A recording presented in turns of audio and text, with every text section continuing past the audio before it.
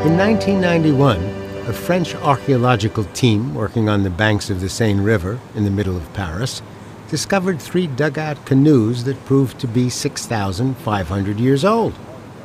The canoes belonged to a Neolithic tribe of hunter-gatherers, so it seems that people have been hanging out in this neighborhood for at least 7,000 years. About a mile upstream from the spot where the canoes were found is an island in the middle of the river. Around 300 BC, a Celtic tribe known as the Parisi set up a trading post on this island. It was the perfect spot for a settlement. The river was used for east-west trade, and a north-south land route passed over the island. Once again, the spot where a land route crossed the river became the point of origin for a great European city. The ancient Romans saw the value of the location and developed the island into a typical Roman outpost. Today it's called the Ile de la Cité, and it's one of the best neighborhoods in Paris. It is also the starting point from my tour and river cruise from Paris to Lyon, in the middle of France. The eastern half of the Ile de la Cité is home to the Cathedral of Notre Dame. Construction on the cathedral started in 1163 and went on for almost 200 years. At the time, most people could not read, so the builders used the front of the cathedral as a giant billboard to illustrate stories from the Bible. In the middle is the Last Judgment and the Resurrection.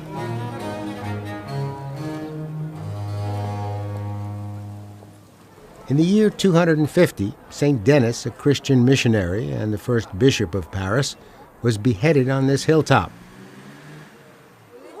Legend has it that he picked up his head and took 6,000 steps to the spot where he wanted to be buried. The hill became known as Montmartre, which means the Martyr's Mound. These days, the area is known as Montmartre, and it's the highest point in Paris. During the last decades of the 1800s and early 1900s, Montmartre was the favorite district for artists and the place where Impressionism and Cubism were born. This was the neighborhood of Van Gogh, Toulouse-Lautrec, and Picasso. It was and still is the home of the Moulin Rouge and its traditional Parisian can-can show.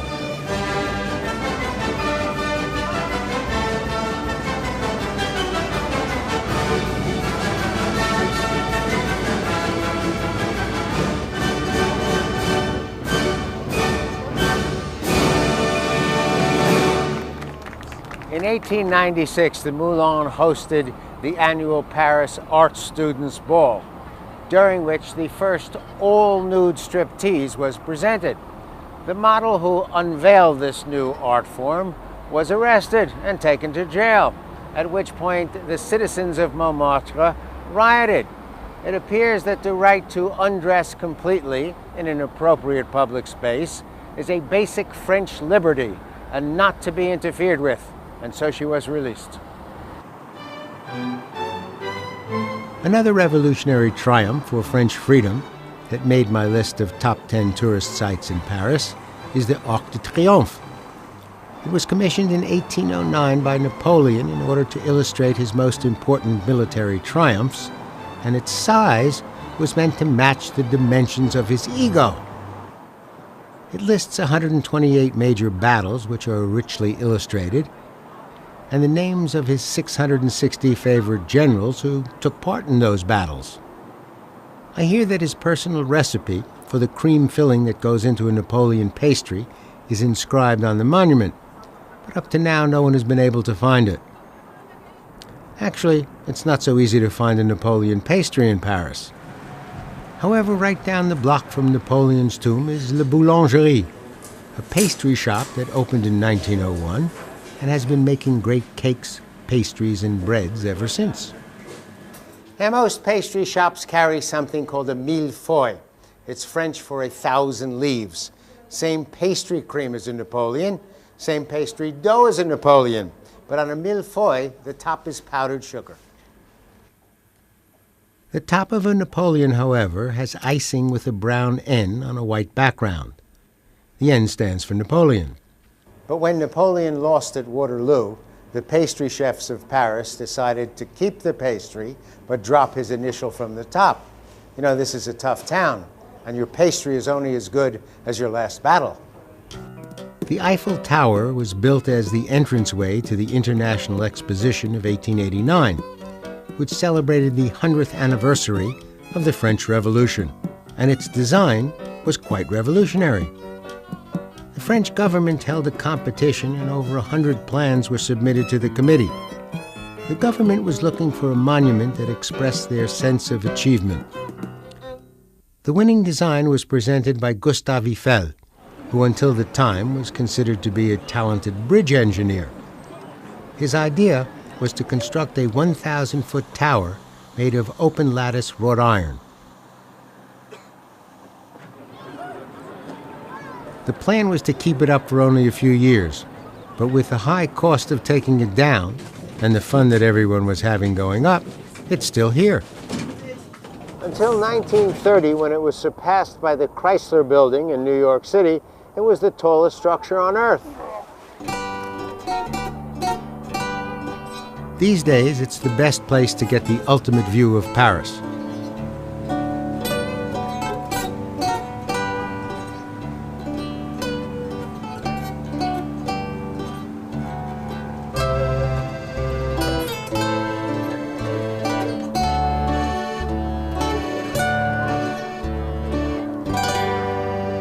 And there's the Musée d'Orsay. The Gare d'Orsay was a train station built for the 1900 World's Fair. By the early 1950s, however, its platforms were too short for modern trains, and the building was scheduled for demolition. But the President of France, Giscard d'Estaing, understood the value of the structure and turned it into a national museum, a museum filled with works of the great French Impressionists. French Impressionism got started in the late 1800s and early 1900s when a group of painters in Paris got fed up with the traditional subjects of French painting. They'd had enough of religion and mythology and history. They wanted something new. During the late 1860s, Claude Monet began concentrating on the effects of light and color. The subject matter of the painting, the depth and the perspective became less important. Surface pattern became more important. The Impressionists did all of their painting outside, while looking at their subject, as opposed to the conventional practice of painting in a studio. Today, the Musée d'Orsay presents the works of the Impressionists and the Post-Impressionists, including Monet, Manet, Pissarro, Degas, Cézanne, Gauguin, Toulouse-Lautrec, and Van Gogh, artists who freed Western painting from thousands of years of tradition. And then there's the Louvre, the largest museum in the world and probably the most famous.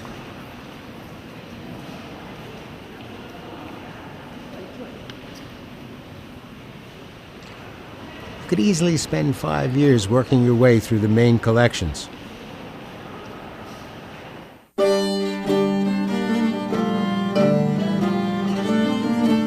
The next day we headed south, past the forests of Fontainebleau, which were the favorite hunting grounds of the French kings, and into the Burgundian city of Beaune. People have been living in Beaune since prehistoric times. For centuries it belonged to the ancient Romans and was a center for cattle raising and the production of wine. For many years it was the home of the Dukes of Burgundy, who were more powerful than the King of France, until 1478, when the king invaded and made it part of France. Today, Beaune is the wine capital of Burgundy, and much of its economy is based on the production and sale of wine. So you owe yourself a drink. The most famous landmark in town is the Hôtel Dieu.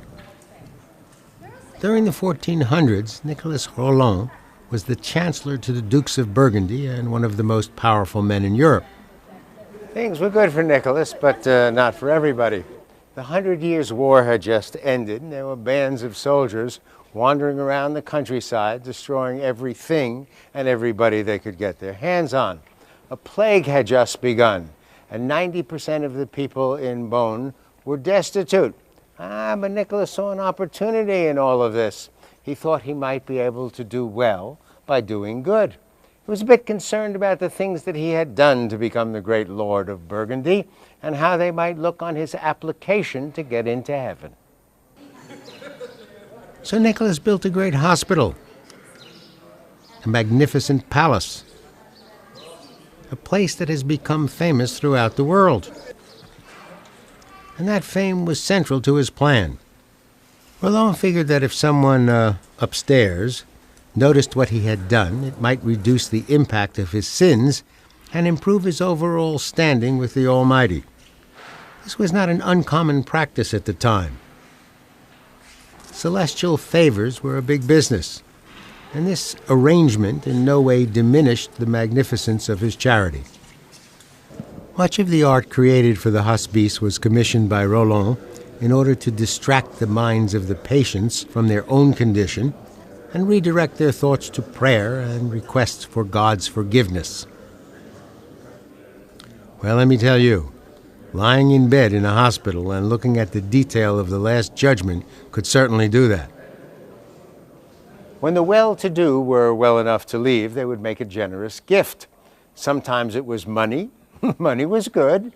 Sometimes it was land. And in 1471, for the first time, it was a vineyard. Wine was thought of as a health-giving liquid. Water was often dangerously polluted and considered something that could kill you. So donating a vineyard was a great step in the right direction. The hospice could use the grapes to make wine, give some of it to the patients, and sell the rest for money. And they could do that year after year after year. The gift of a vineyard was a gift that kept on giving. Over the centuries, many more vineyards were donated.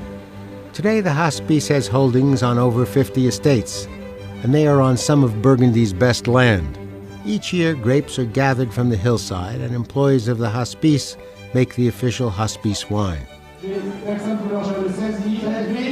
On the third Sunday in November, the result of these winemaking activities are sold at the world's largest charity wine auction.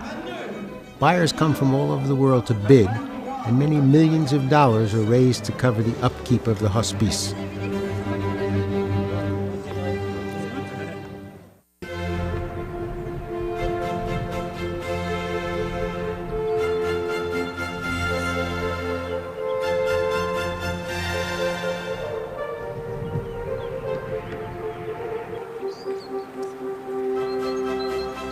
The next morning, we visited the Château de Courmartin. It was built in the early 1600s as the private residence of the Marquis d'Axelles, who had the brilliant insight to marry the daughter of the Count de Monet, who was the finance minister of King Louis XIII. Most of the chateaux that were put up during this period were vacation homes for the Parisian nobility. Nice little places so you could get away from it all. They had rustic fireplaces, chicken noodle, old-fashioned wooden ceilings, lots of paintings, probably done by the kids in school, a country kitchen, a place for the little things you collected as you traveled around, a few extra bedrooms in case you wanted to invite 200 or 300 of your closest friends for the weekend.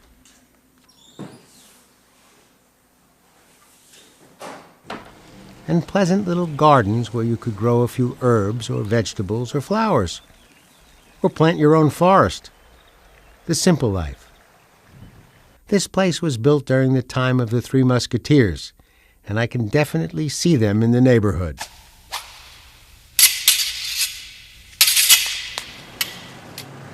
That afternoon we arrived in Mâcon and took a walk around the town. We also visited St. Vincent's Cathedral, which was built during the 6th century. But about 1100 years later, during the French Revolution, local citizens decided that they had a better use for the stones than a church. So these days there isn't much left of the old cathedral. That's the oldest house in the city. It was built in the 1400s. And because there's a row of figures on it that appear to be half man, half animal, it was thought to be owned by the devil. And when you walked by it, you weren't supposed to look at it. But recent research indicates that those are just naked guys hanging out in the bar, So if you want to look at it, you can. Mâcon is the southernmost wine town in Burgundy. The wines that come from this area are usually light, uncomplicated, easy to drink, and a good value for their price. Pouilly-Fuissé is the most famous and most expensive wine in Mâcon. But I just as soon drink a Mâcon Village, considerably less expensive, great taste, and because the wines of Mâcon are not aged in oak, they are ready to drink when they're released. And I'm ready.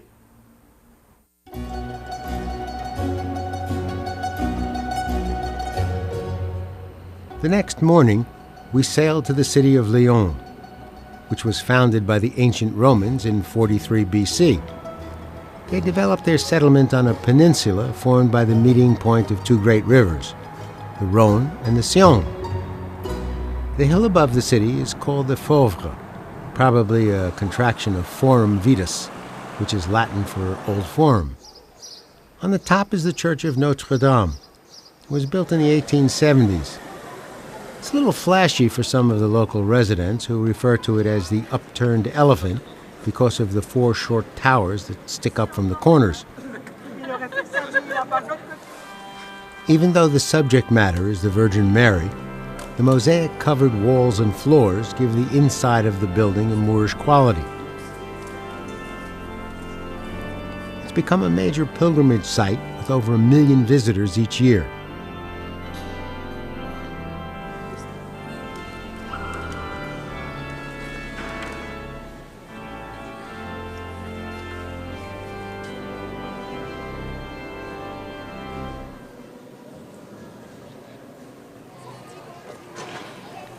Right down the street is the excavation of two ancient Roman theaters. They were discovered during the 1930s by a group of nuns digging a garden. The larger theater was constructed in 15 BC and had over 10,000 seats. If you got to perform here, it was considered an important booking for your act and a tribute to your agent's power and influence. It was like playing the big room in Vegas. Even today, the theaters are used to present special events.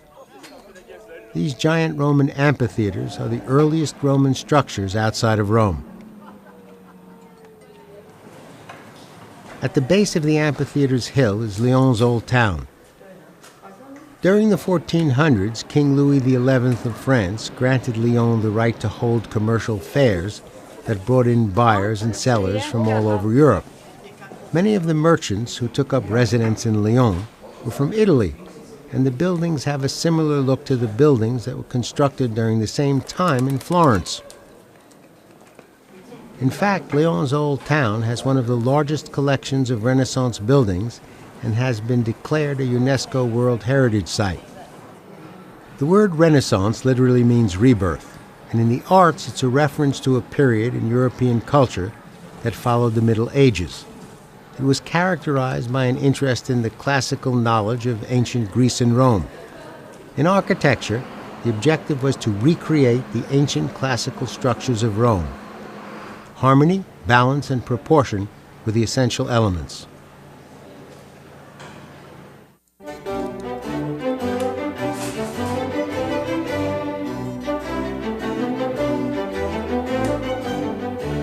At the beginning of the 1800s, Lyon was considered to be the silk capital of Europe. Over half the population of the city was involved in the weaving and dyeing of silk. The weavers were known as canuts, and today La Maison de Canut is a museum dedicated to the history of Lyon's silk industry. A guided tour covers the history of the textile industry in Lyon, the invention of the jacquard loom, which revolutionized textile weaving, and how the industry is evolving in the 21st century. In addition, the museum has a gift shop with great silk scarves and fabulous ties. Lyon also has a unique architectural feature known as traboules. They are narrow, covered alleys that were designed as private connections between the great family mansions. They were originally used to transport the delicate fabrics between the different producers and the dyers, and to allow private visits between the families. During the Second World War, they were conduits for the French resistance. The residents of Lyon knew the network. The Nazis didn't. Today the traboules are still private, but agreements between the owners and the Lyon Tourist Association make them available to visitors.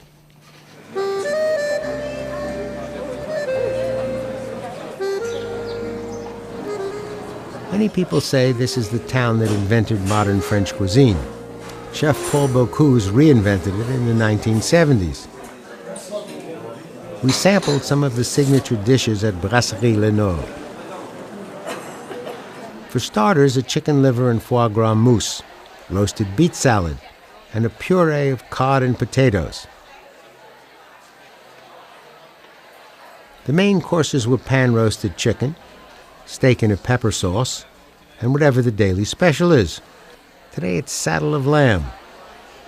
For dessert, a fresh fig and raspberry tart, and a pineapple upside-down cake with coconut ice cream.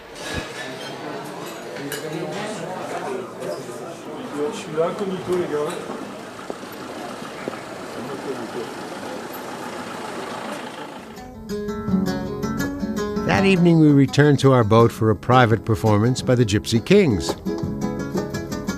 The Gypsy Kings are a musical group who perform rumba gitano music, which is a blend of rumba, rhythms, and flamenco. Their first album was released in 1987, and since then they have sold over 18 million albums. They are the world's best-selling musical group from France.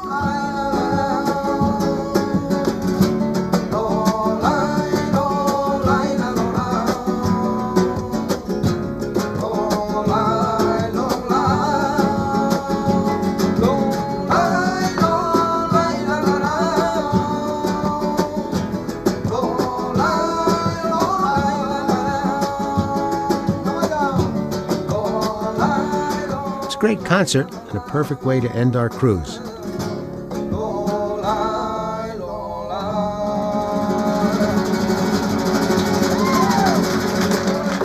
For Travels and Traditions, I'm Burt Wolf.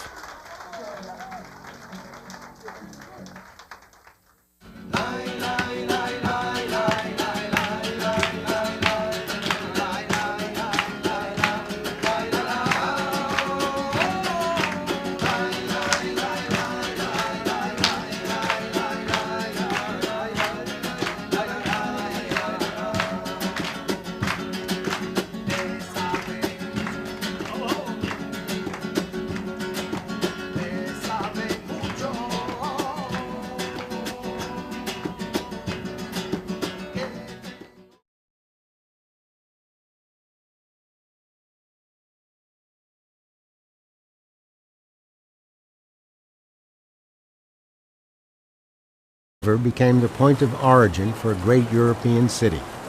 The ancient Romans saw the value of the location and developed the island into a typical Roman outpost. Today it's called the Ile de la Cité, and it's one of the best neighborhoods in Paris. It is also the starting point for my tour and river cruise from Paris to Lyon, in the middle of France. The eastern half of the Ile de la Cité is home to the Cathedral of Notre Dame. Construction on the cathedral started in 1163 and went on for almost 200 years. At the time, most people could not read, so the builders used the front of the cathedral as a giant billboard to illustrate stories from the Bible. In the middle is the Last Judgment and the Resurrection. In 1991, a French archaeological team working on the banks of the Seine River in the middle of Paris discovered 3 dugout canoes that proved to be 6,500 years old. The canoes belonged to a Neolithic tribe of hunter-gatherers, so it seems that people have been hanging out in this neighborhood for at least 7,000 years. About a mile upstream from the spot where the canoes were found is an island in the middle of the river. Around 300 BC, a Celtic tribe known as the Parisi set up a trading post on this island. It was the perfect spot for a settlement. The river was used for east-west trade, and a north-south land route passed over the island. Once again, the spot where a land route crossed the river.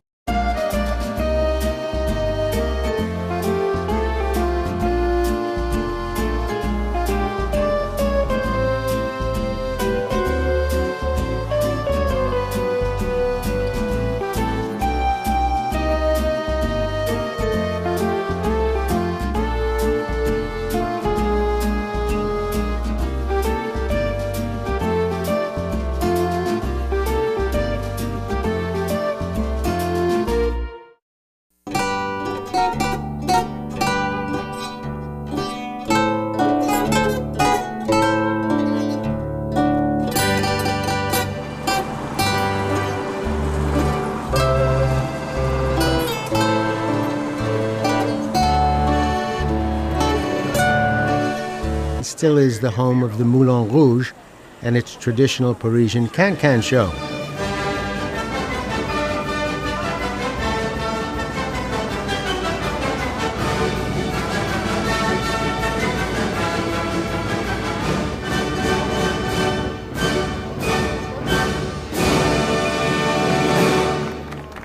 In 1896, the Moulin hosted the annual Paris Art Students' Ball, during which the first all-nude striptease was presented.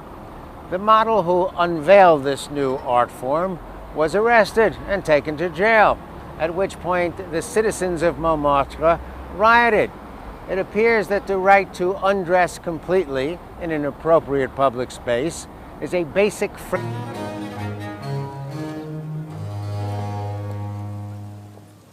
In the year 250, St. Denis, a Christian missionary and the first bishop of Paris, was beheaded on this hilltop. Legend has it that he picked up his head and took 6,000 steps to the spot where he wanted to be buried. The hill became known as Montmartre, which means the martyr's mound. These days, the area is known as Montmartre, and it's the highest point in Paris. During the last decades of the 1800s and early 1900s, Montmartre was the favorite district for artists and the place where Impressionism and Cubism were born. This was the neighborhood of Van Gogh, Toulouse-Lautrec, and Picasso. It was, and